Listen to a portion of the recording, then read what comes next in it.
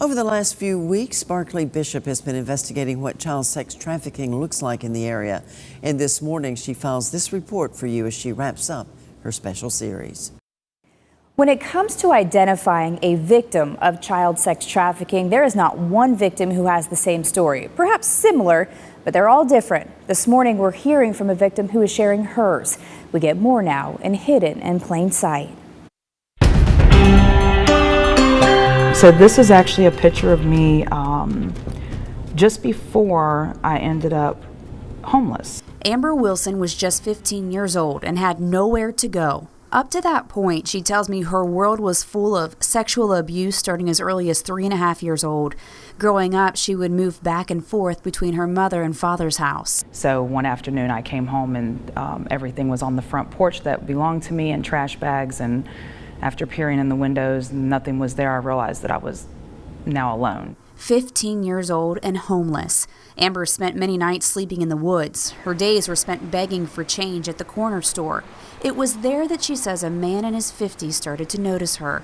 So one afternoon he called me over to his car and asked me if I wanted to go over to his house and get something to eat, and just, you know, kind of was being kind, is what I thought.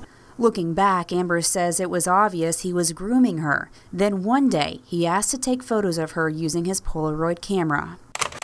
I just kept remembering that sound of that picture coming out of that camera. You know, it just echoes in my head even still today. She was frozen in fear, but the abuse she experienced as a child helped her to mentally escape every time it happened. You don't really know what to do or what to say.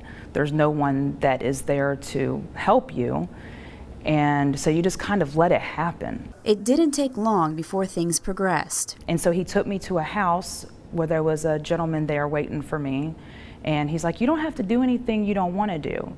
Just, you know, sit with him and talk with him, or if he might want you to lay in bed with him. Amber says she was scared every time, but she was also scared of going hungry. He said I didn't have to do it, but he knew my vulnerabilities, and he knew that I needed money to, you know, buy food and to be able to get a hotel maybe for a night. Amber says she didn't feel like a sex trafficking victim since she willingly took part.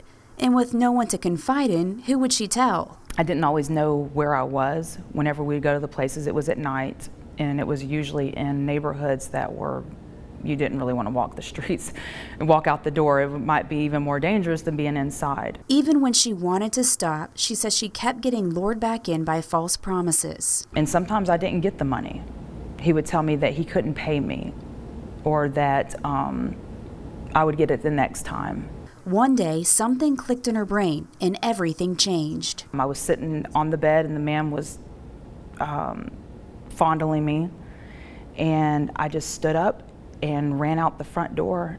From that moment on, she never looked back. About a week later, a police officer gave her a card with information about a program that helped her start a new life. Amber tells me her heart still grieves for those having to live the way she once did, but she has a message for all of them. You're a survivor, you're not a victim.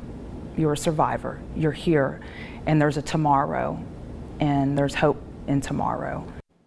We have resources and information to include local programs that are helping trafficking victims in our area. Just go under WJBF.com/hidden in plain sight. Our feedback on this series has been overwhelming, and many of you still have questions. Stay tuned as we announce the date of our 1-hour special on WJBF that will be airing in the next few weeks. Back to you.